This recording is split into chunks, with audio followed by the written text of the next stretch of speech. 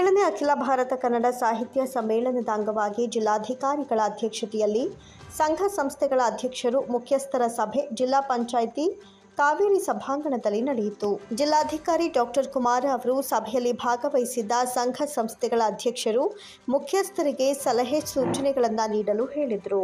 ಜಿಲ್ಲಾಧಿಕಾರಿಯಾಗಿ ನಾನು ಕೆಲಸ ಮಾಡ್ತಾ ಇದ್ದೀನಿ, ನೀವು ಕನ್ನಡದ ಪರಿಚಾರಕರಾಗಿ ತಾವು ಕೆಲಸ ಮಾಡ್ತಾ ಇದ್ದೀರಿ. ನಮ್ಮ ಉದ್ದೇಶ ನಿಮ್ಮ ಉದ್ದೇಶ ಒಂದೇ, ಕನ್ನಡ ನಾಡು ನುಡಿಯ ಸಂಸ್ಕೃತಿಯನ್ನು ಪ್ರತಿಬಿಂಬಿಸುವಂತಹ ಬೆಳೆಸುವಂತಹ ಹೊಣೆಗಾರಿಕೆ ಎಲ್ರಿಗೂ ಇದೆ.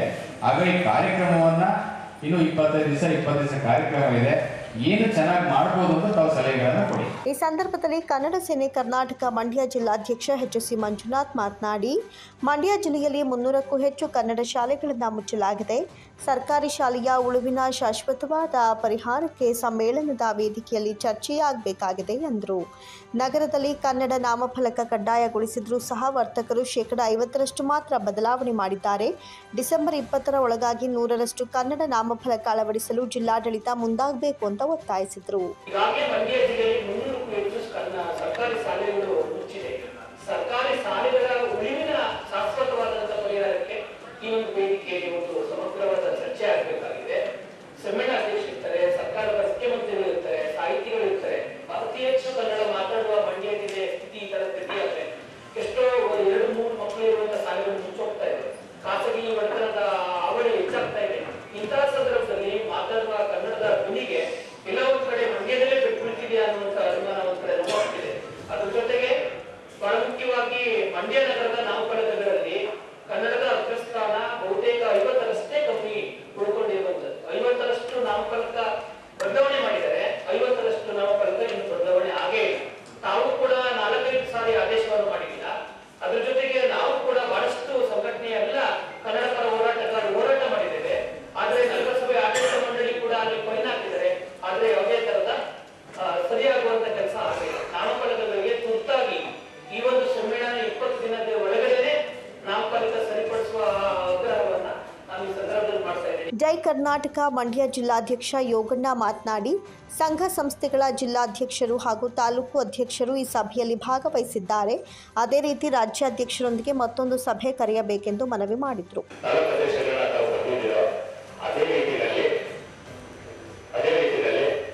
ರಾಜ್ಯಾಧ್ಯಕ್ಷಗಳನ್ನು ಕೂಡ ಕರೆದಿದ್ರೆ ತುಂಬಾ ಚೆನ್ನಾಗಿರ್ತಾ ಇತ್ತು. ಕಾರಣ ಯಾಕೆಂದ್ರೆ ಎಲ್ಲಾ ಜಿಲ್ಲೆಗಳಲ್ಲೂ ಕೂಡ ಇರ್ತಾರೆ. ರಾಜ್ಯಾಧ್ಯಕ್ಷರ ಮಾರ್ಗದರ್ಶನ ತುಂಬಾ ಅವಶ್ಯಕತೆ ಇರುತ್ತೆ. ಹಾಗಾಗಿ ಎಲ್ಲ ರಾಜ್ಯಾಧ್ಯಕ್ಷರಿಗೂ ಕೂಡ ಒಂದು ಈ ಆಹ್ವಾನ ಕೊಡೋದು ತುಂಬಾ ಒಳ್ಳೆಯದು. ಜೊತೆಗೆ ಇನ್ನೊಂದೇನು ಅಂದ್ರೆ ಮೊನ್ನೆ ನಡೆದಂತ ಮೀಟಿಂಗ್ ಅಲ್ಲಿ ಮೇಡಮ್ ಜೊತೆಗೆ ಮತ್ತೆ ಮೊದಲ ಮಾತಾಡಿದೆ, ರಾಜ್ಯಾಧ್ಯಕ್ಷರನ್ನ ಯಾವ್ದಾದ್ರು ಒಂದು ದಿನ 20, 21, 22 ಯಾವ್ದಾದ್ರು ಒಂದು ದಿನ ಎಲ್ಲಾ ರಾಜ್ಯಾಧ್ಯಕ್ಷರುಗಳನ್ನು ಕೂಡ ಎಲ್ಲಾ ಸಂಸ್ಥೆಯ ರಾಜ್ಯಾಧ್ಯಕ್ಷರು ಕೂಡ ಅವ್ರನ್ನು ಆಹ್ವಾನ ಮಾಡಬೇಕು. ವೇದಿಕೆ ಮೇಲೆ ಅವರು ಕೂಡ ಇರಬೇಕು. ದಲಿತ ಸಂಘರ್ಷ ಸಮಿತಿಯ ಸಂಚಾಲಕರಾದ ಗುರುಪ್ರಸಾದ್ ಕೆರೆಗೋಡು ಮಾತನಾಡಿ, ಕನ್ನಡ ಸಾಹಿತ್ಯ ಸಮ್ಮೇಳನದಲ್ಲಿ ಇಡೀ ಕನ್ನಡದ ಜನಸಮುದಾಯಗಳು ಒಟ್ಟುಗೂಡಿ ಯಶಸ್ವಿ ಮಾಡೋಣ ಎಂದರು.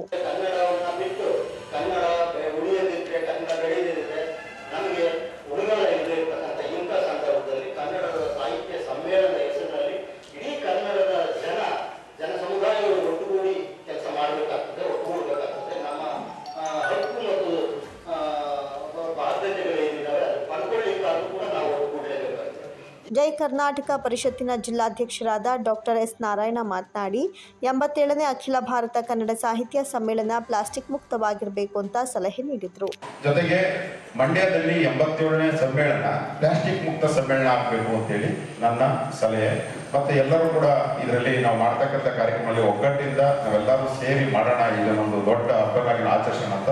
ಸಭೆಯ ಅಧ್ಯಕ್ಷತೆಯನ್ನು ವಹಿಸಿ ಮಾತನಾಡಿದ ಜಿಲ್ಲಾಧಿಕಾರಿ ಡಾಕ್ಟರ್ ಕುಮಾರ, ಮಂಡ್ಯ ಜಿಲ್ಲೆಯಲ್ಲಿ 87ನೇ ಅಖಿಲ ಭಾರತ ಕನ್ನಡ ಸಾಹಿತ್ಯ ಸಮ್ಮೇಳನವು ಡಿಸೆಂಬರ್ 20, 21 ಹಾಗೂ 22ರಂದು 3 ದಿನಗಳ ಕಾಲ ನಡೆಯಲಿದೆ. ಜಿಲ್ಲೆಗೆ 3ನೇ ಬಾರಿ ಸಾಹಿತ್ಯ ಹಬ್ಬದ ಆತಿಥ್ಯ ದೊರಕಿದ್ದು, ಇದು ಕೇವಲ ಸರ್ಕಾರ, ಸಾಹಿತ್ಯ ಪರಿಷತ್ ಹಾಗೂ ಜಿಲ್ಲಾಡಳಿತದ ಹಬ್ಬವಾಗಿರದೆ ಪ್ರತಿ ಮನೆಯ ಹಬ್ಬವಾಗಿದೆ. ನಮ್ಮೆಲ್ಲರ ಮನೆಯ ಹಬ್ಬವನ್ನು ಯಶಸ್ವಿಗೊಳಿಸಲು ಪ್ರತಿಯೊಬ್ಬರ ಸಹಕಾರ ಮುಖ್ಯ ಎಂದರು. ಸಮ್ಮೇಳನಕ್ಕೆ ಸಂಬಂಧಿಸಿದಂತೆ ವೇದಿಕೆ ಸಮಿತಿ, ವಸತಿ ಸಮಿತಿ, ನೋಂದಣಿ ಸಮಿತಿ, ಸಾಂಸ್ಕೃತಿಕ ಸಮಿತಿ, ಮಹಿಳಾ ಸಮಿತಿ, ಮೆರವಣಿಗೆ ಸಮಿತಿ, ನಗರ ವಿದ್ಯುತ್ ಮತ್ತು ಅಲಂಕಾರ ಸಮಿತಿ, ಆಹಾರ ಸಮಿತಿ, ವಸ್ತು ಪ್ರದರ್ಶನ ಸಮಿತಿ ಸೇರಿದಂತೆ ಒಟ್ಟು 28 ಸಮಿತಿಗಳನ್ನು ರಚಿಸಲಾಗಿದೆ. ಪ್ರತಿಯೊಂದು ಸಮಿತಿಯು ಉಪ ಸಮಿತಿಗಳನ್ನು ಮಾಡಿ ಸಭೆಯನ್ನು ನಡೆಸಿ ಚರ್ಚಿಸುವ ಮೂಲಕ ಸಾಕಷ್ಟು ಸಿದ್ಧತೆಗಳನ್ನು ನಡೆಸ್ತಾ ಇದೆ ಎಂದರು. ಅಥವಾ ಸಾಹಿತ್ಯ ಪರಿಷತ್ತು ಮಾಡ್ತಾರೆ ಅನ್ನೋದಕ್ಕೆ ಮಾತ್ರ ಸೀಮಿತ ಆಗದೆ ನಾವೆಲ್ಲರೂ ಕೂಡ ಜೊತೆಗೂಡಿ ಸೇರಿ ನಮ್ಮ ಮನೆಯ ಹಬ್ಬವನ್ನು ಯಶಸ್ವಿಯಾಗಿ ಮಾಡಲಿಕ್ಕೆ ನಿಮ್ಮೆಲ್ಲರ ಸಹಕಾರವನ್ನು ನಾವು ಮೊದಲನೇದಾಗಿ ಕೊಡ್ತೇನೆ. ನಾವು ರಚನೆ ಮಾಡಿ ಅನೇಕ ಸಮಿತಿಗಳು ರಚನೆ ಮಾಡಿದ್ದೇವೆ. ಸೊ ವೇದಿಕೆ ಸಮಿತಿ ಇರ್ಬೋದು, ವಸತಿ ಸಮಿತಿ ಇರ್ಬೋದು, ನಗರ ಅಲಂಕಾರ ಸಮಿತಿ ಇರ್ಬೋದು, ಸಾಂಸ್ಕೃತಿಕ ಸಮಿತಿ ಇರ್ಬೋದು, ಮಹಿಳಾ ಸಮಿತಿ ಇರ್ಬೋದು, ಈ ರೀತಿ ಅನೇಕ ಸಮಿತಿಗಳನ್ನು ರಚನೆ ಮಾಡಿಕೊಂಡು ಆ ಸಮಿತಿಗಳಲ್ಲಿ ಎಲ್ಲರನ್ನೂ ಕೂಡ ಸೇರಿಸಿ ಸಭೆಗಳನ್ನು ಮಾಡಿ ಸಿದ್ಧತೆಗಳನ್ನು ಮಾಡಿಕೊಳ್ತಾ ಇದ್ದಾರೆ. ಮೂರನೇದಾಗಿ ಕನ್ನಡ ಜ್ಯೋತಿ ರಥ. ಕನ್ನಡ ಜ್ಯೋತಿ ರಥ ಈಗಾಗಲೇ ಬೇರೆ ವಿವಿಧ ಜಿಲ್ಲೆಗಳ ವಿವಿಧ ತಾಲೂಕುಗಳನ್ನು ಸಂಚರಿಸಿ ಶೀಘ್ರದಲ್ಲೇ ಪುನಃ ವಾಪಸ್ಸು ನಮ್ಮ ಜಿಲ್ಲೆಗೆ ಬರ್ತಾ ಇದೆ. ಸರಿಸುಮಾರು 80% ಎಲ್ಲ ಜಿಲ್ಲೆಗಳಲ್ಲೂ ಕೂಡ ಈಗಾಗಲೇ ಕನ್ನಡ ಜ್ಯೋತಿ ರಥ ಸಾಗಿ ಅಲ್ಲಿನ ಎಲ್ಲ ಜನರು ಕೂಡ ರಥವನ್ನು ಅತ್ಯಂತ ಸಂತೋಷದಿಂದ ಸ್ವೀಕರಿಸಿ ಸಾಕಷ್ಟು ರೀತಿಯಲ್ಲಿ ಪ್ರಚಾರನೂ ಕೂಡ ಆಗಿದೆ. ಅದು ಕೂಡ ವಾಪಸ್ ಬರ್ತಾ ಇದೆ. ನಾಲ್ಕನೇದಾಗಿ ಗ್ರಾಮ ಪಂಚಾಯಿತಿಯ ನಮ್ಮ ಜಿಲ್ಲೆಯ ಗ್ರಾಮ ಪಂಚಾಯಿತಿಗಳಲ್ಲೂ ಕೂಡ ಸಾಹಿತ್ಯ ಪರಿಷತ್ತಿನ ವತಿಯಿಂದ ಒಂದು ಪ್ರತ್ಯೇಕ ಕನ್ನಡ ಜ್ಯೋತಿ ರಥವನ್ನು ಕೂಡ ಮಾಡಿ ಅದು ಕೂಡ ನಮ್ಮ ಜಿಲ್ಲೆಯ ವಿವಿಧ ಗ್ರಾಮ ಪಂಚಾಯಿತಿಗಳಿಗೆ ಹೋಗಿ ಸಂಚರಿಸಿ ಅಲ್ಲಿ ಕೂಡ ಒಳ್ಳೆಯ ನಮಗೆ ರೆಸ್ಪಾನ್ಸ್ ಪ್ರತಿಕ್ರಿಯೆ ನಮಗೆ ದೊರೆತಿರ್ತಕ್ಕಂಥದ್ದು. ಸಭೆಯಲ್ಲಿ ಅಪರ ಜಿಲ್ಲಾಧಿಕಾರಿ ನಾಗರಾಜು, ಸಿಇಒ ಶೇಖ್ ತನ್ವೀರ್ ಆಸಿಫ್, ಕನ್ನಡ ಸಾಹಿತ್ಯ ಪರಿಷತ್ತಿನ ಸಂಚಾಲಕರಾದಂಥ ಡಾಕ್ಟರ್ ಮೀರಾ ಶಿವಲಿಂಗಯ್ಯ, ಜಿಲ್ಲಾ ಕನ್ನಡ ಸಾಹಿತ್ಯ ಪರಿಷತ್ತಿನ ಗೌರವ ಕಾರ್ಯದರ್ಶಿ ಡಾಕ್ಟರ್ ಕೃಷ್ಣೇಗೌಡ ಹೊಸಕೂರು, ಹರ್ಷ ಪನ್ನೆದೊಡ್ಡಿ, ಅಪ್ಪಾಜಪ್ಪ, ನಗರ ಘಟಕದ ಅಧ್ಯಕ್ಷೆ ಸುಜಾತ ಕೃಷ್ಣ, ತಾಲೂಕು ಅಧ್ಯಕ್ಷ ಚಂದ್ರಲಿಂಗು, ಪದಾಧಿಕಾರಿಗಳಾದ ಭಾಸ್ಕರ್, ದರ್ಸಗುಪ್ಪೆ ಧನಂಜಯ ಸೇರಿದಂತೆ ಸಂಘ ಸಂಸ್ಥೆಗಳ ಪದಾಧಿಕಾರಿಗಳು ಹಾಜರಿದ್ದರು. ಕೃಷಿ ವಿಶ್ವವಿದ್ಯಾನಿಲಯ ಬೆಂಗಳೂರು ವಲಯ ಕೃಷಿ ಸಂಶೋಧನಾ ಕೇಂದ್ರ ವಿಸಿ ಫಾರಂ ಕೃಷಿ ವಿಶ್ವವಿದ್ಯಾಲಯದ ಆಶ್ರಯದಲ್ಲಿ ನಡೆದ ಕೃಷಿ ಮೇಳದ ಸಮಾರೋಪ ಸಮಾರಂಭ ವಿಸಿ ಫಾರಂ ವಲಯ ಕೃಷಿ ಸಂಶೋಧನಾ ಕೇಂದ್ರದಲ್ಲಿ ನಡೆಯಿತು. ಸಮಾರಂಭದಲ್ಲಿ ಮಾತನಾಡಿದ ಬೆಂಗಳೂರು ಕೃಷಿ ವಿಶ್ವವಿದ್ಯಾಲಯ ಸಂಶೋಧನಾ ನಿರ್ದೇಶಕ ಡಾಕ್ಟರ್ ಎಚ್.ಎಸ್. ಶಿವರಾಮು, ರೈತರು ಬಿತ್ತನೆ ಮಾಡೋದಕ್ಕೆ ಸಾಕಷ್ಟು ಹೊಸ ತಳಿಗಳು ಮಾರುಕಟ್ಟೆಗೆ ಬಂದಿವೆ, ಅದರ ಬಳಕೆ ಮಾಡಿಕೊಳ್ಳಿ ಎಂದರು. ಹೈನುಗಾರಿಕೆ, ಕೃಷಿಗಾರಿಕೆ, ಪಶುಸಂಗೋಪನೆ ಸೇರಿದಂತೆ ಎಲ್ಲಾ ರೀತಿಯ ಕೃಷಿಗೆ ಸಂಬಂಧಿಸಿರುವ ಅಂಶಗಳಿಗೆ ರೈತರು ಹೆಚ್ಚಿನ ಪ್ರಾಮುಖ್ಯತೆ ನೀಡಿ ಎಂದರು. ಮಂಡ್ಯ ಮತ್ತು ಭದ್ರಾವತಿ ಭಾಗದಲ್ಲಿ ಮೊದಲು ಬೆಲ್ಲ ತಯಾರಿಕೆಯಲ್ಲಿ ರಾಸಾಯನಿಕ ಉಪಯೋಗಿಸ್ತಾ ಇದ್ರು, ಅದು ಆರೋಗ್ಯಕ್ಕೆ ಮಾರಕ ಅಂತ ಬಹುಗೊಬ್ಬರಿಗೆ ಮಾದರಿಯಲ್ಲಿ ರಾಸಾಯನಿಕ ಮುಕ್ತ ಬೆಲ್ಲವನ್ನು ತಯಾರಿಸಿ ಮಾರಾಟ ಮಾಡ್ತಿದ್ದೇವೆ. ಇದರ ಬಗ್ಗೆ ಜನರಲ್ಲಿ ಜಾಗೃತಿ ಮೂಡಿಸುವ ಕೆಲಸ ಕಾರ್ಯಗಳು ನಡೀತಾ ಇವೆ ಎಂದರು. ಇವತ್ತಿನ ದಿವಸ ಮುಸ್ಕಿನ ಜೋಳದಲ್ಲಿ ಸ್ವೀಟ್ ಕಾರ್ನ್ ಆಗಲಿ, ಗ್ರೈನ್ ಕಾರ್ನ್ ಆಗಲಿ, ಬೇಬಿ ಕಾರ್ನ್ ಆಗಲಿ, ಪಾಪ್ ಕಾರ್ನ್ ಆಗಲಿ, ನಾವು ವಲಯ ಕೃಷಿ ಸಂಶೋಧನಾ ಕೇಂದ್ರದಿಂದ ಮುಂಚೂಣಿಯಲ್ಲಿದ್ದೀವಿ. ಮುಂದಿನ ವರ್ಷಗಳಲ್ಲಿ ರೈತರಿಗೆ ಸಾಕಾಗುವಷ್ಟು ಯುಗಾದಿಯಿಂದಲೇ ಬಿತ್ತನೆ ಬೀಜವನ್ನು ಕೊಡೋದಕ್ಕೆ ವ್ಯವಸ್ಥೆಯನ್ನು ಮಾಡ್ಕೊಳ್ಳೋದಕ್ಕೆ ಪ್ರಯತ್ನ ಮಾಡ್ತಾ ಇದ್ದೀವಿ. ಯಾಕೆ ಅಂತಂದರೆ ಮುಸ್ಕಿನ ಜೋಳ ಪೂರ್ವ ಮುಂಗಾರಲ್ಲೇ ಬಿತ್ತನೆ ಮಾಡೋಕ್ಕೆ ಶುರು ಮಾಡ್ತಾರೆ ಈ ಭಾಗದ ರೈತರು. ರಾಗಿನೂ ಅಷ್ಟೇ, ರಾಗಿಯಲ್ಲಿ ಒಳ್ಳೆಯ ತಳಿಗಳನ್ನು ಅಭಿವೃದ್ಧಿ ಮಾಡೋದು, ಎಲ್ಲ ವಿಧವಾದ ತಳಿಗಳನ್ನು ನಾವು ಪ್ರಾತ್ಯಕ್ಷಿಕೆ ಇಟ್ಟಿದ್ವಿ. ಸಿರಿಧಾನ್ಯಗಳನ್ನು ಸಹ ಒಳ್ಳೆ ಪ್ರಾತ್ಯಕ್ಷಿಕೆಗಳು ಇದ್ದವು. ಕಬ್ಬಿನಲ್ಲಿ ಬಹಳ ಮುಖ್ಯವಾಗಿ ಕಬ್ಬಿನಲ್ಲಿ ಈ ಕಡೆ ಮುಂದೆ ಹೋಯಿತು ಅಂತಂದರೆ ಒಳ್ಳೊಳ್ಳೆ ತಳಿಗಳು, ಅದರಲ್ಲೂ ಸಹ ಬೆಲ್ಲ ತಯಾರಿಕಾ ಖಾತೆ ಇದೆ. ಸುಮಾರು ರೈತರು ನೋಡಿರಬೇಕು, ರಾಸಾಯನಿಕ ಮುಕ್ತ ಬೆಲ್ಲ ತಯಾರಿಕೆ. ಒಂದು ಕಾಲದಲ್ಲಿ ಯಥೇಚ್ಛವಾಗಿ ಭದ್ರಾವತಿ ವಲಯ ಆಗಲಿ, ಮಂಡ್ಯ ನಾಡೊಲೆ ಆಗಲಿ, ಅಥವಾ UP ವಲಯ ಇನ್ನೊಂದಿಬ್ಬರು ಉಪಯೋಗಿಸ್ತಾ ಇದ್ರು. ಯಥೇಚ್ಛವಾಗಿ ಮಂಡ್ಯ ನಾಡೊಲೆ ಮತ್ತು ಭದ್ರಾವತಿ ವಲಯಲ್ಲಿ ಸ್ವಚ್ಛಕಾರಕಗಳನ್ನು, ರಾಸಾಯನಿಕಗಳನ್ನು ಉಪಯೋಗಿಸ್ತಾ ಇದ್ರು. ಯಥೇಚ್ಛವಾಗಿ ಗಂಧಕಯುಕ್ತ ರಾಸಾಯನಿಕಗಳನ್ನು ಉಪಯೋಗಿಸ್ತಾ ಇದ್ರು. ಕಾರಣ ಇಷ್ಟೇ, ಬಂಗಾರದಂಥ ಬಣ್ಣ ಬರಲಿ ಅಂತ. ನಮ್ಮ ರೈತರಿಗೆ ಅದು ಅರಿವಾಗಿದೆ. ಇದು ಬಂಗಾರದಂಥ ಬಣ್ಣ, ಇದು ಒಳ್ಳೆಯದಲ್ಲ. ಹಾಗಾಗಿ ಬೆಲ್ಲ ತಯಾರಿಕೆಯಲ್ಲಿ ಸ್ವಲ್ಪ ಸುಧಾರಣೆ ತರಬೇಕು ಅಂತ ಅಂದ್ಬಿಟ್ಟು ಬೆಲ್ಲದ ಪಾರ್ಕ್ ಬರೀ ಸಸ್ಯಜನ್ಯ ಸ್ವಚ್ಛಕಾರಕಗಳನ್ನು ಉಪಯೋಗಿಸಿಕೊಂಡು ಬಹುಕೊಪ್ಪರಿಕೆ ಮಾದರಿಯಲ್ಲಿ ಉತ್ತಮವಾದಂತಹ ರಾಸಾಯನಿಕ ಮುಕ್ತ ಬೆಲ್ಲವನ್ನು ತಯಾರಿಕಾ ಪ್ರಾತ್ಯಕ್ಷಿಕೆ ಬಹಳ ಚೆನ್ನಾಗಿ ನಡೀತಾ ಇದೆ. ಇದು ನಿಜವಾಗ್ಲೂ ನಮ್ಮ ಒಂದು ಕೃಷಿ ವಿಶ್ವವಿದ್ಯಾನಿಲಯದ ಕೊಡುಗೆ. ನಾನೇ ಉದಾಹರಣೆಗೆ 1999ರಲ್ಲಿ ಬಂದಾಗ ಬೆಲ್ಲದ ವಿಜ್ಞಾನಿಯಾಗಿ 99ರಿಂದ 2006ವರೆಗೂ ಕೆಲಸ ಮಾಡಿದೆ. ಯಥೇಚ್ಛವಾಗಿ ರಾಸಾಯನಿಕಗಳನ್ನು ಉಪಯೋಗಿಸ್ತಾ ಇದ್ರು. ಇವತ್ತಿನ ದಿವಸ ನಮ್ಮ ರೈತರಿಗೆ ಅರಿವು ಮೂಡಿಸ್ತಾ ಇದ್ದೀವಿ ಸಾವಯವ ಬೆಲ್ಲ ಅಥವಾ ರಾಸಾಯನಿಕ ಮುಕ್ತ ಬೆಲ್ಲವನ್ನು. ಸೊ ಇದು ನಮ್ಮ ಒಂದು ಕೃಷಿ ವಿಶ್ವವಿದ್ಯಾನಿಲಯದ ಒಂದು ಕೊಡುಗೆ ಮತ್ತು ರಾಸಾಯನಿಕ ಪ್ರಾತ್ಯಕ್ಷಿಕೆ. ಸಾವಿರಾರು ಜನರು ಬಂದು ನೋಡ್ಕೊಂಡು ಹೋಗ್ತಾ ಇದ್ದಾರೆ. ಜೊತೆಯಲ್ಲಿ ನಿನ್ನೆ ಮತ್ತೆ ಇವತ್ತು ಸುಮಾರು 50,000 ಜನ ನಮ್ಮ ಕೃಷಿ ಮೇಳದ ಪ್ರಾತ್ಯಕ್ಷಿಕೆಗಳನ್ನು ವೀಕ್ಷಿಸಿದ್ದಾರೆ. ಯಂತ್ರೋಪಕರಣಗಳಾಗಿರ್ಬೋದು, ಹೈನುಗಾರಿಕೆ ಆಗಿರ್ಬೋದು, ಇವೆಲ್ಲವನ್ನೂ ಸಹ ಮತ್ತೆ ನೀರು ನಿರ್ವಹಣೆಯಲ್ಲಿ ಸುಮಾರು ತಾಂತ್ರಿಕಗಳನ್ನು ಹೊರತಂದಿದ್ದೀವಿ. ಕನಿಷ್ಠ ಅಂದ್ರೆ 50% ಅರ್ಧಕ್ಕರ್ಧ ಕಡಿಮೆ ನೀರಿನಲ್ಲಿ ಅಷ್ಟೇ ಇಳುವರಿ ಬರುವಂತಹ ಒಂದು ಬೇಸಾಯ ಪದ್ಧತಿಯನ್ನು ನಾವು ಹೊರತಂದಿದ್ದೀವಿ. ಇವೆಲ್ಲವನ್ನೂ ಸಹ ನಮ್ಮ ರೈತರು ವೀಕ್ಷಿಸಿದ್ದಾರೆ. ಇದೇ ಸಂದರ್ಭದಲ್ಲಿ ವೇದಿಕೆಯ ಮೇಲೆ ಕೃಷಿ ಮೇಳದಲ್ಲಿ ಆಯೋಜನೆ ಮಾಡಿದ್ದ ಕೃಷಿಗೆ ಸಂಬಂಧಿಸಿದ ಪ್ರದರ್ಶನಗಳಿಗೆ ಪ್ರಶಸ್ತಿ ಪತ್ರ ಹಾಗೂ ನೆನಪಿನ ಕಾಣಿಕೆ ನೀಡಿ ಗೌರವಿಸಲಾಯಿತು. ಕಾರ್ಯಕ್ರಮದ ಸಮಾರೋಪ ಸಮಾರಂಭದಲ್ಲಿ ಕೃಷಿ ವಿಶ್ವವಿದ್ಯಾನಿಲಯದ ವಿಸ್ತರಣಾ ನಿರ್ದೇಶಕರಾದ doctor Y N Shivalingaiah, Mandya VC farm ಕೃಷಿ ವಿಶ್ವವಿದ್ಯಾನಿಲಯದ ಡೀನ್, ಕೃಷಿ ಹಾಗೂ ಆವರಣದ ಮುಖ್ಯಸ್ಥರು doctor P S Fathima, Mandya VC farm ವಲಯ ಕೃಷಿ ಸಂಶೋಧನಾ ಕೇಂದ್ರದ ಸಹ ಸಂಶೋಧನಾ ನಿರ್ದೇಶಕ doctor N Shivakumar, Mandya VC ಫಾರ್ಮ್ನ ಕೃಷಿ ವಿಜ್ಞಾನ ಕೇಂದ್ರದ ಹಿರಿಯ ವಿಜ್ಞಾನಿ ಮತ್ತು ಮುಖ್ಯಸ್ಥರಾದ ಡಾಕ್ಟರ್ ಕಮಲಾಬಾಯಿ ಕೂಡಗಿ ಸೇರಿದಂತೆ ಇನ್ನಿತರರು ಉಪಸ್ಥಿತರಿದ್ದರು. ಬಾರ್ ಲೈಸೆನ್ಸ್ಗೆ 20 ಲಕ್ಷ ಲಂಚದ ಬೇಡಿಕೆಯನ್ನು ಹೂಡಿದ್ದಾರೆ ಅಂತ ಅಬಕಾರಿ ಡಿಸಿ ವಿರುದ್ಧ ಪುನೀತ್ ಎಂಬುವವರು ಲೋಕಾಯುಕ್ತಕ್ಕೆ ದೂರು ನೀಡಿದ್ದಾರೆ. ಕಾಂಗ್ರೆಸ್ ಕಾರ್ಯಕರ್ತ ಪುನೀತ್ ಮದ್ದೂರು ತಾಲೂಕಿನ bar and restaurant bar licence ಪಡೆಯೋದಕ್ಕೆ ತಾಯಿ ಲಕ್ಷ್ಮಮ್ಮ ಹೆಸರಲ್ಲಿ ಅರ್ಜಿಯನ್ನು ಸಲ್ಲಿಸಿದ್ರು. ಆದರೆ ಮಂಡ್ಯ ಅಬಕಾರಿ ಇಲಾಖೆಯ ಅಬಕಾರಿ ಡಿಸಿ, ಇನ್ಸ್ಪೆಕ್ಟರ್, ಕೇಸ್ ವರ್ಕರ್ ಎಲ್ಲರಿಗೂ ಇಲ್ಲಿ ಲಂಚ ಕೊಡಲೇಬೇಕು ಅಂತ ಪದೇ ಪದೇ ಅರ್ಜಿಯನ್ನು ತಿರಸ್ಕರಿಸಿದ್ರು. ಇವರ ಲಂಚದ ಕರ್ಮಕಾಂಡಕ್ಕೆ ಬೇಸತ್ತು ಆಡಿಯೋ ವಿಡಿಯೋಗಳ ಸಮೇತ ಅಬಕಾರಿ ಇಲಾಖೆ ಅಧಿಕಾರಿಗಳ ವಿರುದ್ಧ ಲೋಕಾಯುಕ್ತಕ್ಕೆ ಕಂಪ್ಲೇಂಟ್ ಕೊಟ್ಟಿದ್ದಾರೆ. ಇನ್ನು ದೂರುದಾರ ಪುನೀತ್ ಅವರು ಮಾತನಾಡಿ, ಮದ್ದೂರು ತಾಲೂಕಿನ ಬಾರ್ ಅಂಡ್ ರೆಸ್ಟೋರೆಂಟ್ಗೆ ಬಾರ್ ಲೈಸೆನ್ಸ್ ಪಡೆಯೋದಕ್ಕೆ ನನ್ನ ತಾಯಿ ಲಕ್ಷ್ಮಮ್ಮ ಹೆಸರಲ್ಲಿ ಅರ್ಜಿ ಸಲ್ಲಿಸಿದ್ದೆ. ಆನ್ಲೈನ್ನಲ್ಲಿ ಅರ್ಜಿ ಹಾಕಿದ್ರು. ಲಂಚ ನೀಡಲು ನಿರಾಕರಿಸಿದ್ದಕ್ಕೆ 4 ಬಾರಿ ನನ್ನ ಅರ್ಜಿಯನ್ನು ತಿರಸ್ಕರಿಸಿದ್ರು. ಅಧಿಕಾರಿಗಳ ಹತ್ತಿರ ಲಂಚ ನೀಡದೆ ದಾಖಲೆಗಳು ಸರಿಯಾಗಿದ್ರು ಬಾರ್ ಲೈಸೆನ್ಸ್ ದೊರೆಯದಂತಹ ಸ್ಥಿತಿ ಉಂಟಾಗಿದೆ. ಲೋಕಾಯುಕ್ತ ಅಧಿಕಾರಿಗಳಿಂದ ಸೂಕ್ತ ತನಿಖೆ ನಡೆಸಲು ಒತ್ತಾಯ ಮಾಡಿದ್ರು.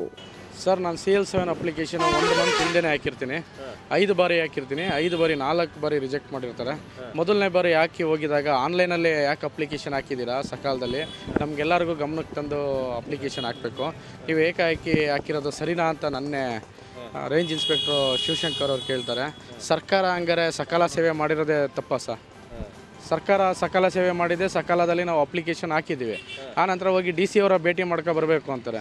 DC ಅವರ ಹೋಗಿ ಭೇಟಿ ಮಾಡಿದ್ರೆ DC ಅವರು ಏನಿದೆ ಮಾಮೂಲು ಅದೆಲ್ಲನೂ ಸೆಟ್ಲ್ಮೆಂಟ್ ಮಾಡಿ ಏನಿದೆ ಎಲ್ಲ ಫೈಲ್ ಮೂವ್ ಆಗಬೇಕು ಅಂದರೆ ಚಕಚಕ್ನೆ ಮೂವ್ ಆಗಬೇಕು ಅಂತಾರೆ. ನಾನು ಏನೂ ಮಾಡಲ್ಲ, ಅಪ್ಲಿಕೇಶನ್ ರಿಜೆಕ್ಟ್ ಮಾಡ್ತಾರೆ. ಎಗೈನ್ ಅಪ್ಲಿಕೇಶನ್ ಹಾಕ್ತೀನಿ. ಎಗೈನ್ ಅಪ್ಲಿಕೇಶನ್ ಹಾಕ್ಬಿಟ್ಟು ಶಿವಶಂಕರ್ ಹತ್ರ ರೇಂಜ್ ಇನ್ಸ್ಪೆಕ್ಟರ್ ಹತ್ರ ಹೋದರೆ ಅವರು ನೀವು ಹೋಗಿ ಇದು ನೀವು ಫ್ರೀಯಾಗಿ ಯಾವಾಗಿದ್ದೀರಿ ಮಾತಾಡಬೇಕು ಅಂತಂತಾರೆ. ಸರ್, ನಾನು ಭಾನುವಾರ ಸಿಗ್ತೀನಿ ಅಂತಾರೆ. ಒಬ್ಬ ಅಧಿಕಾರಿ ಭಾನುವಾರ 9:45ಗೆ ಕಾಲ್ ಮಾಡಿ ನಿಮ್ಮ ಹತ್ರ ಮಾತಾಡಬೇಕು ಬನ್ನಿ ಅಂತ ತಂದ್ಬಿಟ್ಟು ಮದ್ದೂರು ಕರೀತಾರೆ. ಮದ್ದೂರಲ್ಲಿ ನಾನು ಕಾರ ಹಾಕ್ತೀನಿ. ಕಾರ್ ಹಾಕಿದ ತಕ್ಷಣ ನನ್ನ ಕಾರ್ ಬಳಿ ಅವ್ರದ್ದು ಆಲ್ಟೋಸ್ ಕಾರ್ ಏನಿದೆ, ಆಲ್ಟೋಸ್ ಕಾರ್ ಹತ್ತಿ ಅಂತಾರೆ. ಹೋಯ್ತಾ ನಮ್ಮದೇನಿದೆ ನಮ್ಮದೆಲ್ಲ ಸೆಟ್ಲ್ಮೆಂಟ್ ಮಾಡಿ, ನಮ್ಮ ಚಿಕ್ಕದು DC ಅವ್ರಿಗೆ ಏನಿದೆ DC ಅವ್ರಿಗೆ ಮಾಡಿ, ಮಿನಿಮಮ್ ಏನು ಮಾಡ್ತೀರಾ ಏನು ಅಂತ ಕೇಳ್ತಾರೆ. ಒಂಥರ. ಆಮೇಲೆ ನಮಗೆ ಏನೋ ಒಂದು ನಾನು ಹೇಳೋದು ನೀವು ಜಾಸ್ತಿ ಒಂದು ಮಿನಿಮಮ್ ಅಂತ ಮಾಡಬೇಕು. ಮಿನಿಮಮ್ ಎಷ್ಟು ಮಾಡಲಿ? ಈಗ ನಾವು ಹೆಂಗೆ ಗೊತ್ತಾಗಲಿ, ನಾನು ನಿಮ್ಗೆ ಹೇಳೋಕ್ಕಾಗಲ್ಲ.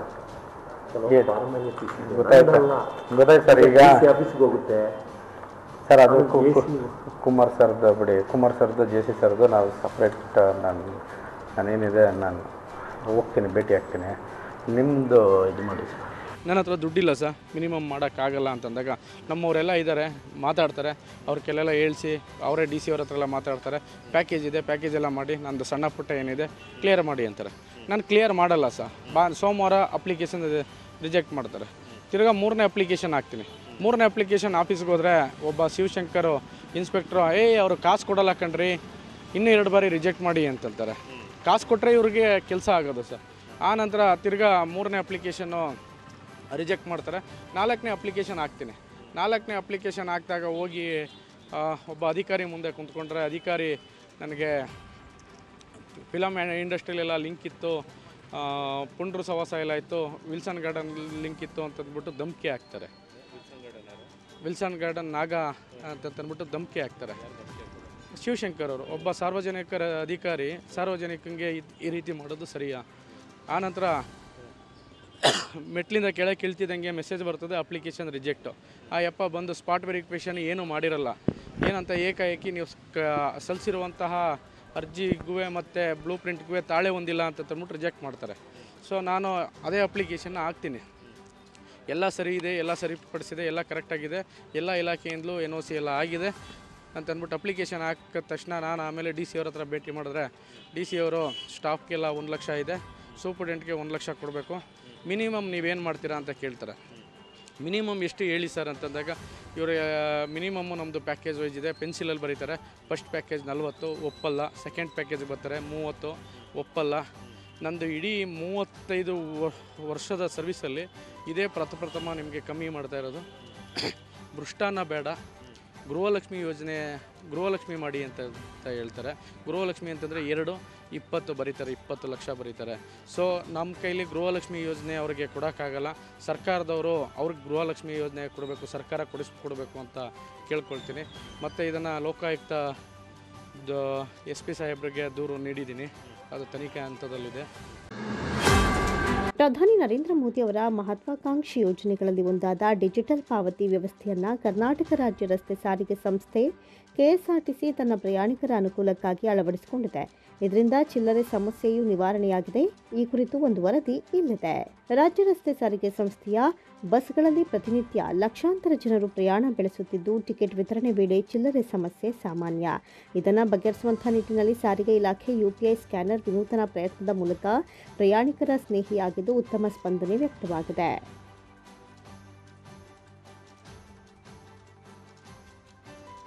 ಚಿಲ್ಲರೆ ಸಮಸ್ಯೆ ಬಗೆಹರಿಸುವಂತಹ ಉದ್ದೇಶದಿಂದ UPI ಸ್ಕ್ಯಾನ್ ಮೂಲಕ ಟಿಕೆಟ್ ಹಣವನ್ನು ಪಾವತಿಸುವ ವ್ಯವಸ್ಥೆ ಕಲ್ಪಿಸಿದ್ದು, ರಾಜ್ಯಾದ್ಯಂತ ಈ ಸೇವೆ ಜಾರಿಯಲ್ಲಿದ್ದು, ಇದೀಗ ಗ್ರಾಮೀಣ ಪ್ರದೇಶಗಳಿಗೂ ವಿಸ್ತರಣೆಯಾಗಿದೆ. ಮಂಡ್ಯ ಜಿಲ್ಲೆ ಮದ್ದೂರು ಸೇರಿದಂತೆ ತಾಲೂಕಿನ ವಿವಿಧ ಭಾಗಗಳಲ್ಲಿ ರಾಜ್ಯ ರಸ್ತೆ ಸಾರಿಗೆ ಸಂಸ್ಥೆಯ ಬಸ್ಗಳಲ್ಲಿ UPI ವ್ಯವಸ್ಥೆ ಕಲ್ಪಿಸಿದ್ದು, ಪ್ರಯಾಣಿಕರಿಂದ ಉತ್ತಮ ರೆಸ್ಪಾನ್ಸ್ ವ್ಯಕ್ತವಾಗ್ತಾ ಇದೆ.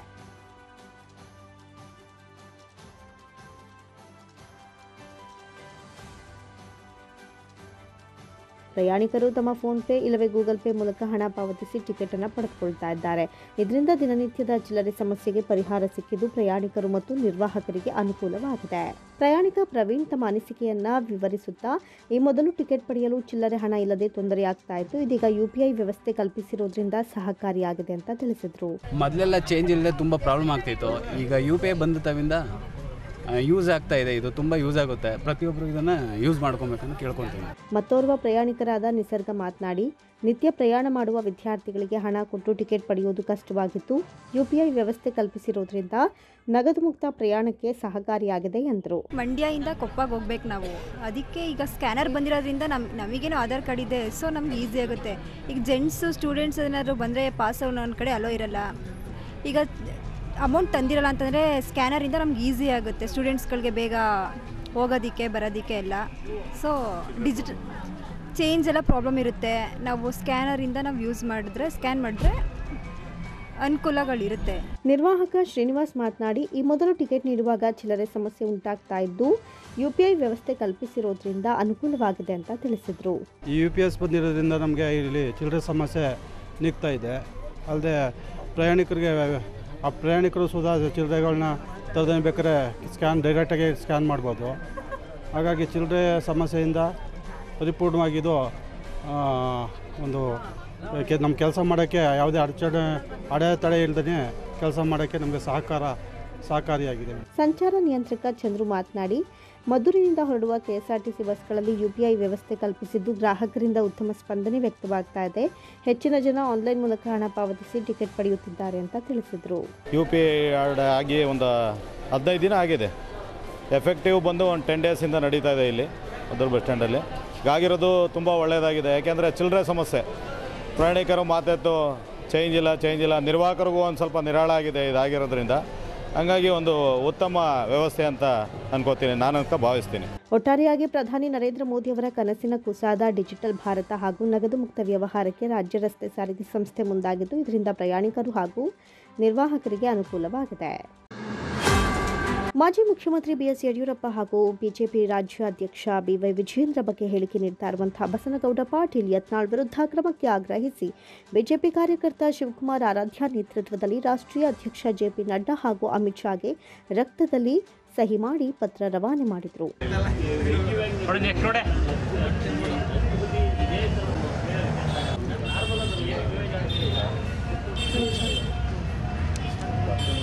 ನಗರದ ಅಂಚೆ ಕಚೇರಿಯಲ್ಲಿ ಪತ್ರ ರವಾನೆ ಮಾಡಿ ಮಾತನಾಡಿದ ಶಿವಕುಮಾರ್ ಆರಾಧ್ಯ, ಬಸವನಗೌಡ ಯತ್ನಾಳ್ ವಕ್ಫ್ ಬೋರ್ಡ್ ವಿಚಾರವಾಗಿ ಹೋರಾಟ ಮಾಡ್ತಾ ಇರೋದು ಸರಿಯಷ್ಟೇ, ಆದರೆ ಅವರ ಹೋರಾಟ ಕಾಂಗ್ರೆಸ್ ಪಕ್ಷದ ಪರವಾಗಿಯೋ ಅಥವಾ BS ಯಡಿಯೂರಪ್ಪ BY ವಿಜಯೇಂದ್ರ ಅವರ ವಿರುದ್ಧವೋ ಗೊತ್ತಾಗ್ತಾ ಇಲ್ಲ.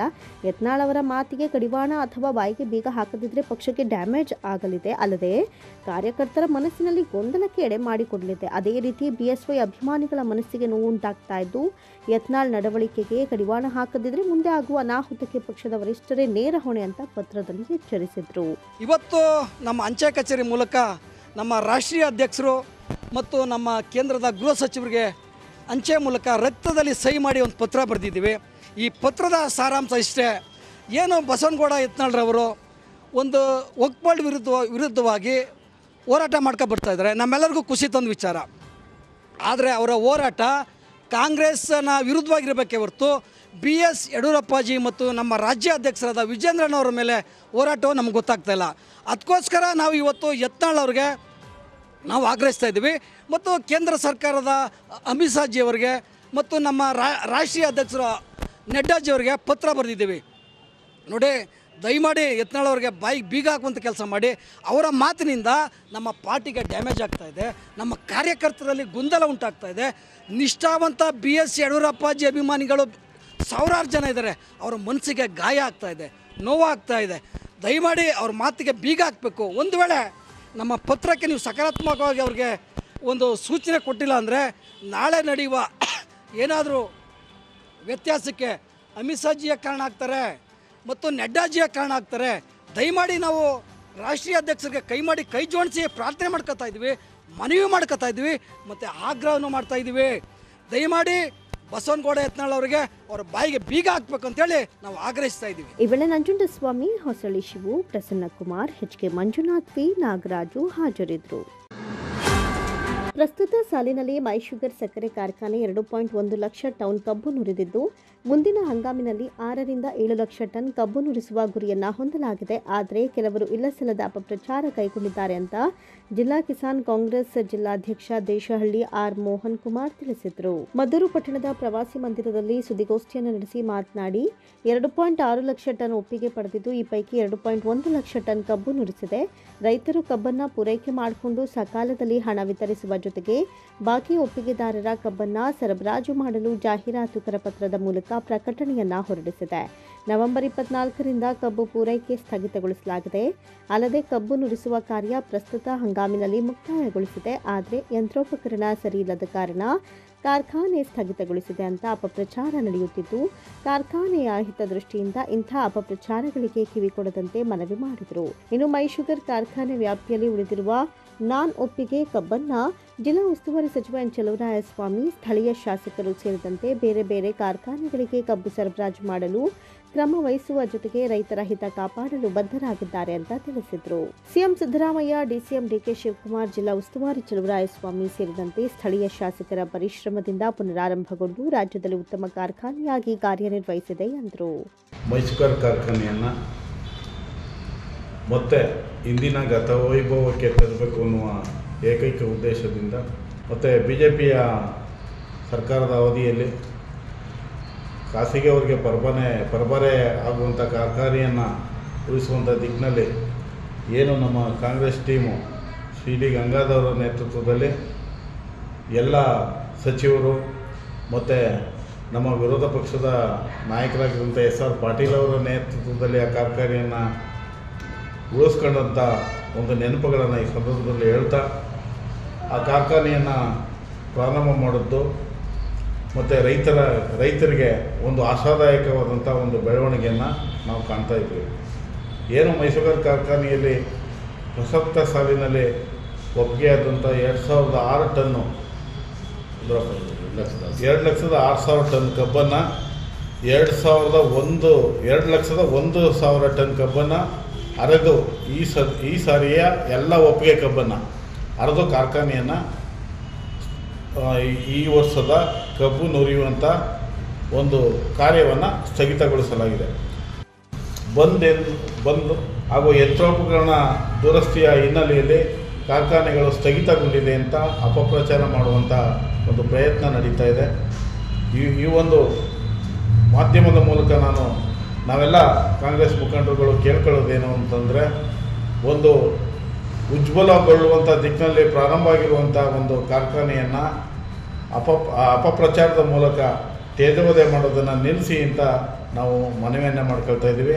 ಕಾರ್ಖಾನೆ ಸುಸ್ಥಿತಿಯಲ್ಲಿದೆ ಮತ್ತು ಮುಂದಿನ ದಿನಗಳಲ್ಲಿ ಎಥನಾಲ್ ಘಟಕ, ಮದ್ಯಸಾರ ಘಟಕವನ್ನು ಪ್ರಾರಂಭ ಮಾಡುವಂಥದ್ದು, ಕಾರ್ಖಾನೆಯ ದುರಸ್ತಿ ಮಾಡುವಂಥ ದಿಕ್ಕಿನಲ್ಲಿ ಕಾರ್ಖಾನೆಯನ್ನು ಸ್ಥಗಿತಗೊಳಿಸಲಾಗಿದೆ.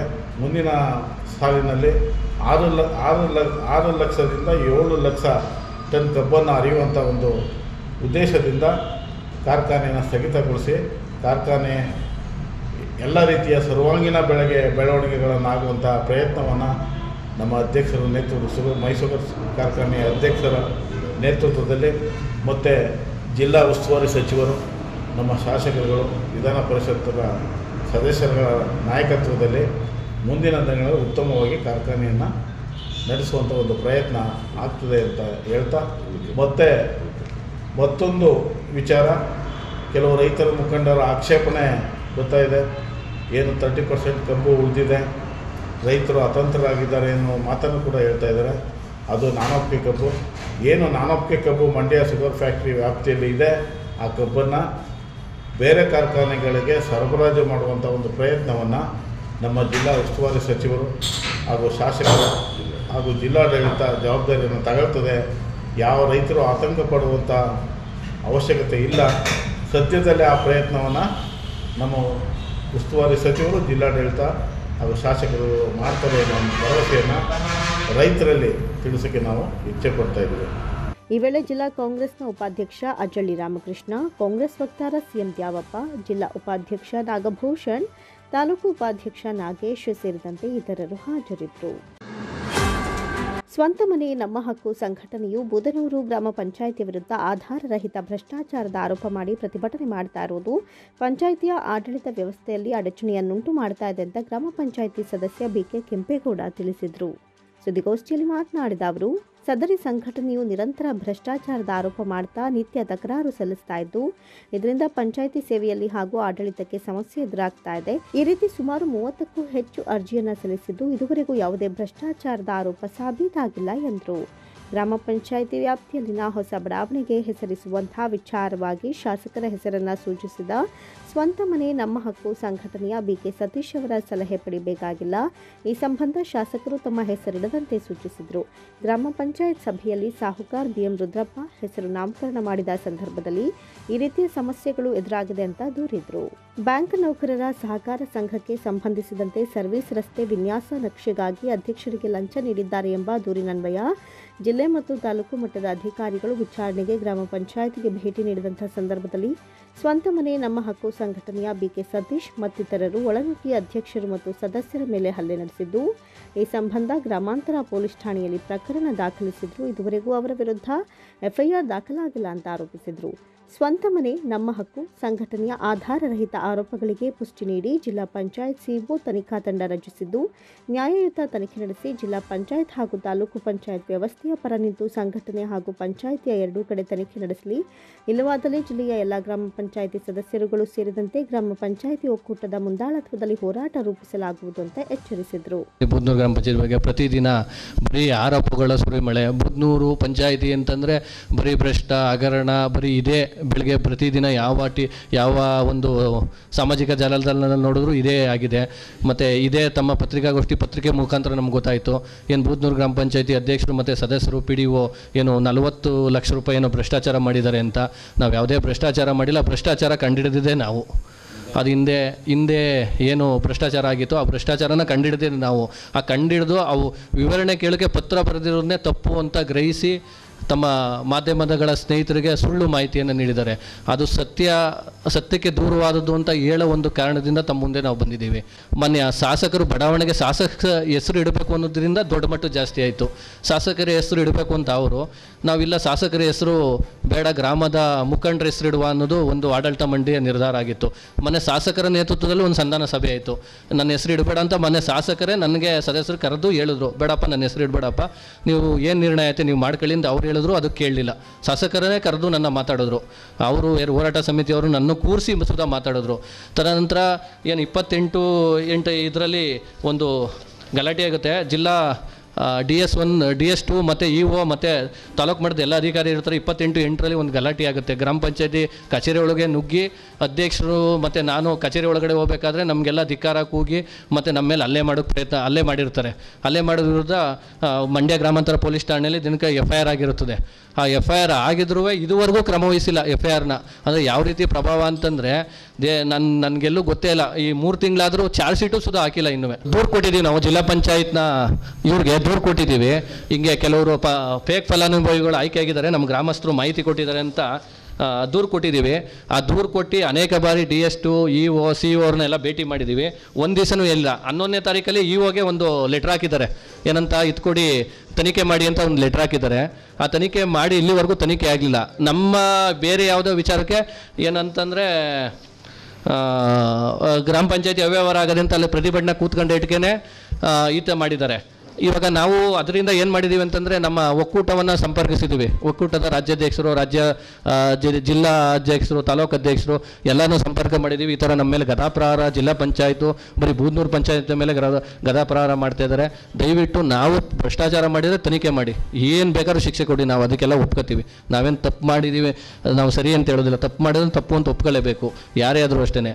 ಹಾಗಾಗಿ ಇವ್ರು ಏನು ಮಾಡ್ತಾರೆ, ಬರೀ ಅವರು ಒಂದು ಸೈಡ್ ಮಾಡ್ತಾಯಿದ್ದಾರೆ. ಹಾಗಾಗಿ ಈ ಮಾಧ್ಯಮಗೋಷ್ಠಿ ಮುಖಾಂತರ ನಾವು ಜಿಲ್ಲಾ CO ಅವ್ರಿಗೆ, ಜಿಲ್ಲಾ ಪಂಚಾಯತ್ CO ಅವ್ರಿಗೆ ಏನಂತ ಇದು ಮಾಡ್ತೀವಿ ಅಂದರೆ, ತನಿಖೆ ಎರಡೂ ಥರ ತನಿಖೆ ಆಗಲಿ. ಒಂದು ನಾವು ಮಾಡಿದವ ಏನಿಲ್ಲ, ಅಮಾಯಕ ಮಹಿಳೆಯರು ಕುಣಿಸ್ಕೊಂಡು ಹೋರಾಟ ಮಾಡ್ತಾ ಇರೋದು. ಅವ್ರಿಗೆ ಸೈಟ್ ವಿಚಾರ ಬಿಟ್ಟರೆ ಇನ್ನೇನು ಗೊತ್ತಿಲ್ಲ. ಅವ್ರನ್ನ ಬೇರೆ ವಿಚಾರಕ್ಕೆಲ್ಲ ಬಳಸ್ಕೋಬೋದು. ಬೇರೆ ವಿಚಾರಕ್ಕೆಲ್ಲ ಏನು ಅವ್ರನ್ನ ಇನ್ಕ್ಲೂಡ್ ಮಾಡ್ಕೊಂಡು ಹೋಗೋದು.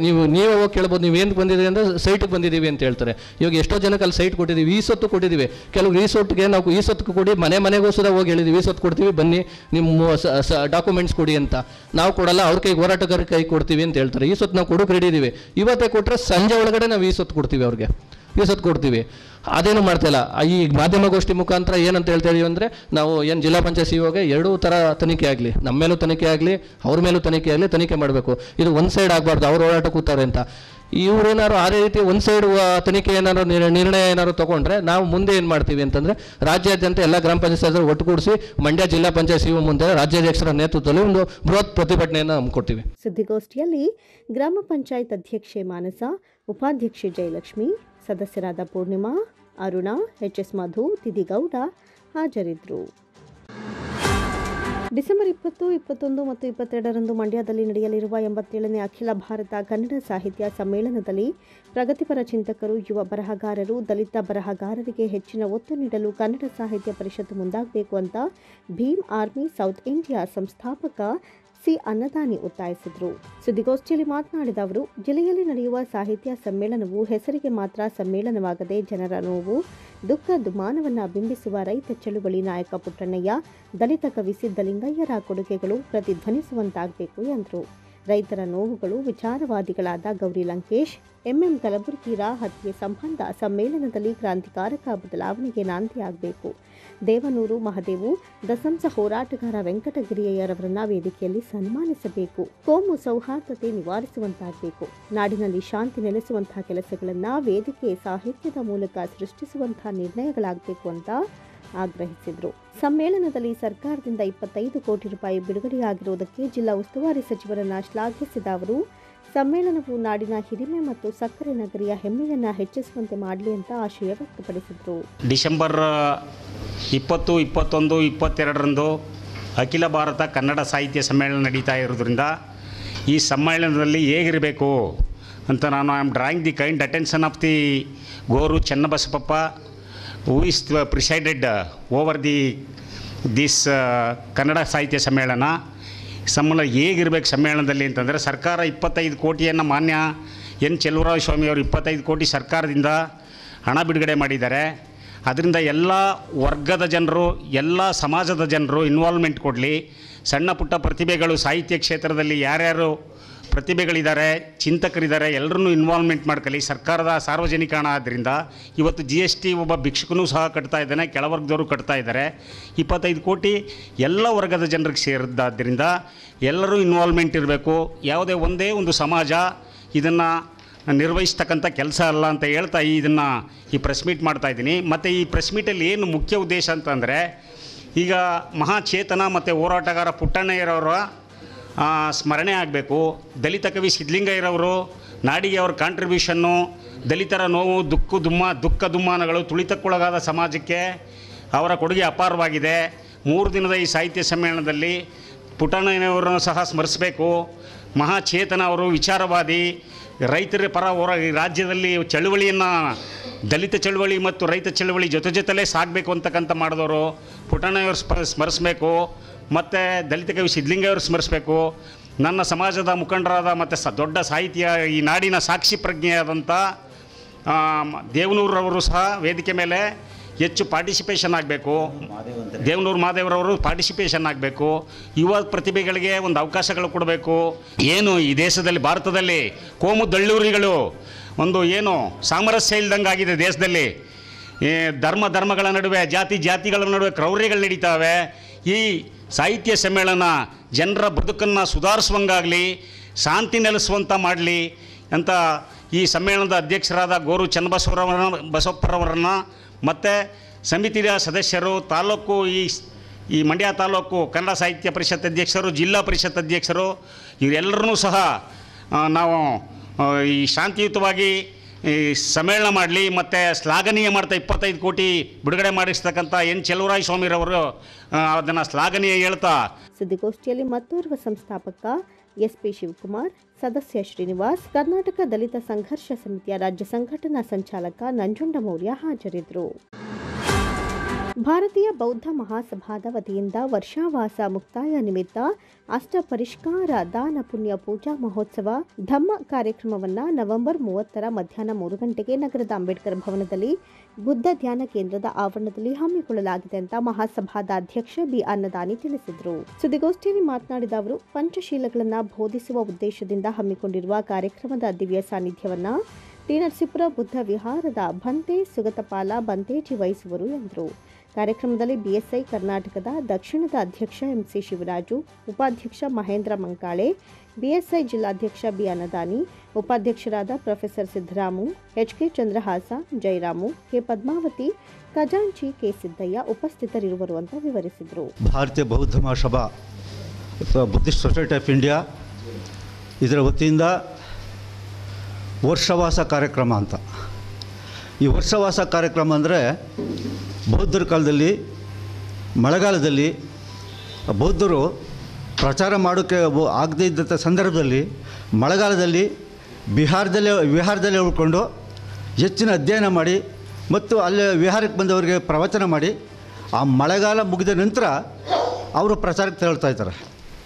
ಅಂಥ ಸಂದರ್ಭದಲ್ಲಿ ಆ ಪ್ರಚಾರಕ್ಕೆ ಓಡತಕ್ಕಂಥ ಬೌದ್ಧ ಭಿಕ್ಕುಗಳಿಗಿರ್ಬೋದು, ಬೌದ್ಧ ಸನ್ಯಾಸಿಗಳಿಗಿರ್ಬೋದು, ಧರ್ಮಾಧಿಕಾರಿಗಳಿಗಿರ್ಬೋದು, ಅವರಿಗೆ ಆ ಒಂದು ಕಾರ್ಯಕ್ರಮವನ್ನು ಏರ್ಪಡಿಸ್ತಕ್ಕಂಥದ್ದು ಬುದ್ಧರ ಕಾಲದಿಂದ ಬಂದಿದೆ. ಆ ಬುದ್ಧರ ಕಾಲದ ನಂತರ ಬೌದ್ಧ ಭಿಕ್ಕುಗಳು ಅದನ್ನು ಕಾಲೋಚಿತವಾಗಿ ನಡೆಸ್ಕೊಂಡ್ಬಂದಿದ್ದಾರೆ. ನಾವು ಮಂಡ್ಯದಲ್ಲಿ ಇದು ಪ್ರಥಮ ಬಾರಿಗೆ ಮಾಡ್ತಾಯಿದ್ವಿ. ನಮ್ಮ ತಾಲೂಕು, ಶ್ರೀರಂಗಪಟ್ಟಣ ತಾಲೂಕು ಕೆಲವು ಕಡೆ ಆಗಿದೆ, ಅದು ಮೊದಲಿಂದ ನಡೀತಾ ಇತ್ತು. ಆದರೆ ನಾವು ಪ್ರಥಮ ಬಾರಿಗೆ ಮಂಡ್ಯದಲ್ಲಿ ನಡೆಸ್ತಾ ಇದ್ದೀವಿ. ನಾವು ಬೌದ್ಧ ಭಿಕ್ಕುವನ್ನು ಕರೆದು ಅವರಿಗೆ ಗೌರವವನ್ನು ಸಮರ್ಪಣೆ ಮಾಡ್ತಕ್ಕಂಥದ್ದೇ ಇದು ಒಂದು ಕಾರ್ಯಕ್ರಮ. ನಾವು ಅಂಬೇಡ್ಕರ್ ಭವನದಲ್ಲಿ ಧ್ಯಾನ ಕೇಂದ್ರದಲ್ಲಿ ಈ ಕಾರ್ಯಕ್ರಮ ಹಮ್ಮಿಕೊಂಡಿದ್ದೀವಿ. ಇದಕ್ಕೆ ಧರ್ಮಗುರುಗಳು ಬಂತೆ ಸುಗತಪಾಲನವರು ಬರ್ತಾರೆ, MC ಶಿವರಾಜರು ಅಧ್ಯಕ್ಷರು ಬರ್ತಾರೆ, ಮಹೇಂದ್ರ ಮಾಂಕಳೆಯವರು ಉಪಾಧ್ಯಕ್ಷರು ಬರ್ತಾರೆ, ಇವರು ಪ್ರವಚನ ಮಾಡ್ತಾರೆ. ಅದಕ್ಕೆ ತಮ್ಮೆಲ್ಲರ ಸಹಕಾರ ಬೇಕು. ಅದಕ್ಕೆ ನಾವು ಚಿವಾರ ದಾನ ಕಾರ್ಯಕ್ರಮ ಅಂತ ಕರಿತೀವಿ. ಆ ಬೌದ್ಧ ಭಿಕ್ಕುಗಳಿಗೆ ಒಂದು ಚಿವಾರವನ್ನು ನಾವು ಅರ್ಪಣೆ ಮಾಡ್ತೀವಿ. ಅವ್ರಿಗೇನು ಬೇಕು ಅವಶ್ಯಕತೆಗಳಿದೆ ಅವೆಲ್ಲ ನಾವು ಕೊಡ್ತೀವಿ. ಈ ಕಾರ್ಯಕ್ರಮವನ್ನೇ ನಾವು ಅಂಬೇಡ್ಕರ್ ಭವನದಲ್ಲಿ ಮಾಡ್ತಾಯಿದ್ದೀವಿ. ಸುದ್ದಿಗೋಷ್ಠಿಯಲ್ಲಿ ಉಪಾಧ್ಯಕ್ಷ ಜಯರಾಮು, ಪ್ರಧಾನ ಕಾರ್ಯದರ್ಶಿ ಮೋಹನ್ ಕುಮಾರ್, ನಗರ ಕಾರ್ಯದರ್ಶಿ ನಟರಾಜ್ ಹಾಜರು. ಮಂಡ್ಯ ತಾಲೂಕು ಹೊಳಲು ಗ್ರಾಮದಲ್ಲಿ ಅಧಿದೇವತೆ ಶ್ರೀ ದೊಡ್ಡಮ್ಮ ತಾಯಿ ದೇವಸ್ಥಾನದಲ್ಲಿ ಕೊನೆಯ ಕಾರ್ತಿಕ ಮಾಸದ ಪೂಜಾ ಮಹೋತ್ಸವ ವಿಜೃಂಭಣೆಯಿಂದ ನಡೆಯಿತು. ಮಂಗಳವಾರ ಸಂಜೆ ದೊಡ್ಡಮ್ಮ ತಾಯಿ ದೇವರಿಗೆ ಕ್ಷೀರಾಭಿಷೇಕ, ಕುಂಕುಮಾರ್ಚನೆ, ರುದ್ರಾಭಿಷೇಕ ಹಾಗೂ ವಿಶೇಷವಾಗಿ ಹೂವಿನ ಅಲಂಕಾರ ಮಾಡಿ ದೇವರಿಗೆ ಮಹಾಮಂಗಳಾರತಿ ಪೂಜೆಯನ್ನು ನೆರವೇರಿಸಲಾಯಿತು. ಪೂಜಾ ಕಾರ್ಯಕ್ರಮಗಳನ್ನು ಶ್ರೀ ತಾಂಡವೇಶ್ವರ ದೇವಸ್ಥಾನದ ಅರ್ಚಕರಾದ ಮಂಜುನಾಥ್ ದೀಕ್ಷಿತ್ ಅವರು ನೆರವೇರಿಸಿದರು.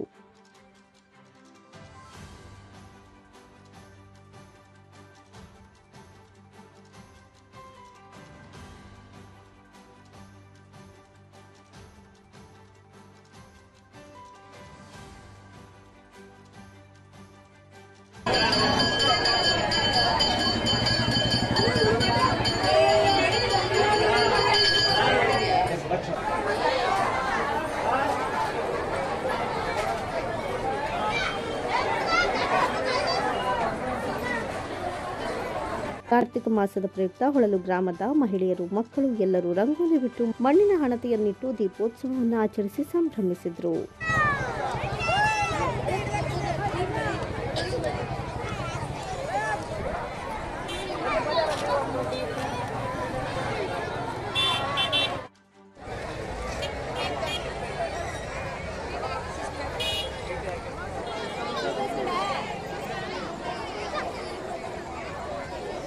ಈ ಸಂದರ್ಭದಲ್ಲಿ ಹೊನ್ನಮ್ಮ H, ಬೀರಾಮು, ಅನುಪಮಾ ಕುಮಾರಿ, ಯೋಗೇಶ್ ಕುಮಾರ್, ದೀಪೋತ್ಸವ ಸಮಿತಿಯ ಸದಸ್ಯರಾದ ಶಂಕರ್, ಪ್ರದೀಪ್ ಕುಮಾರ್, ರವಿ, ತಮ್ಮಣ್ಣ, ವೆಂಕಟೇಶ್, ಮಾದೇವ, ರಜನಿ ಹಾಗೂ ಶ್ರೀ ದೊಡ್ಡಮ್ಮ ತಾಯಿ ದೇವಸ್ಥಾನ, ಗುಡ್ಡಪ್ಪ ಶಿವರಾಜ ಚಿಕ್ಕಣ್ಣ, ಶ್ರೀ ಬಲಮುರಿ ಗಣಪತಿ ದೇವಸ್ಥಾನದ ಅರ್ಚಕರಾದ ಪ್ರಶಾಂತ್ ಇತರರು ಉಪಸ್ಥಿತರಿದ್ದರು.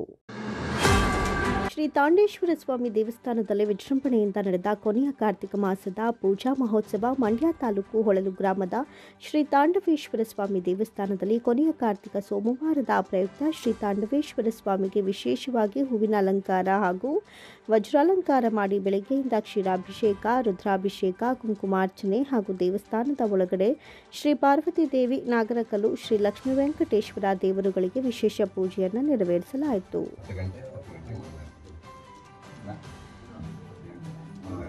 ತಂಡಸನಹಳ್ಳಿ ಗ್ರಾಮದ TS ಮೋಹನ್ ಬಿನ್ ಶ್ರೀ ಅಕ್ಕಜಿ ಸಿದ್ದೇಗೌಡರ ಮಕ್ಕಳು ಕುಟುಂಬದ ವರ್ಗದ ವತಿಯಿಂದ ಅನ್ನದಾಸೋಹ ಕಾರ್ಯಕ್ರಮ ನಡೆಯಿತು. ದೇವಸ್ಥಾನದ ಅರ್ಚಕರಾದ ಪ್ರದೀಪ್ ದೀಕ್ಷಿತ್, ಮನು ದೀಕ್ಷಿತ್ ಹಾಗೂ ಈ ಸಂದರ್ಭದಲ್ಲಿ ಮಾಜಿ ಶಾಸಕರಾದ HB ರಾಮು, HL ಶಿವಣ್ಣ, ಮಾತೃಶ್ರೀ ಶಂಕರ ಪುಟ್ಟಸ್ವಾಮಿ, ಶಂಕರ್ ಪೂಜಾರಿ, ಶ್ರೀ ತಾಂಡವೇಶ್ವರ ದೇವಾಲಯದ ಅಭಿವೃದ್ಧಿ ಸಮಿತಿ ಅಧ್ಯಕ್ಷರಾದ HS ಮೋಹನ್ ಕುಮಾರ್, ಉಪಾಧ್ಯಕ್ಷರಾದ HB ದೊಡ್ಡೇಗೌಡ, ಕಾರ್ಯದರ್ಶಿ S ಕೃಷ್ಣ ಹಾಗೂ ಸದಸ್ಯರುಗಳಾದ ಚಿಕ್ಕೇಗೌಡ, ಶಿವಣ್ಣ, ಶಿವಲಿಂಗಯ್ಯ, ಅನಸೂಯ ಹಾಗೂ ಅಕ್ಕಪಕ್ಕದ ಗ್ರಾಮಸ್ಥರು ಉಪಸ್ಥಿತರಿದ್ದರು.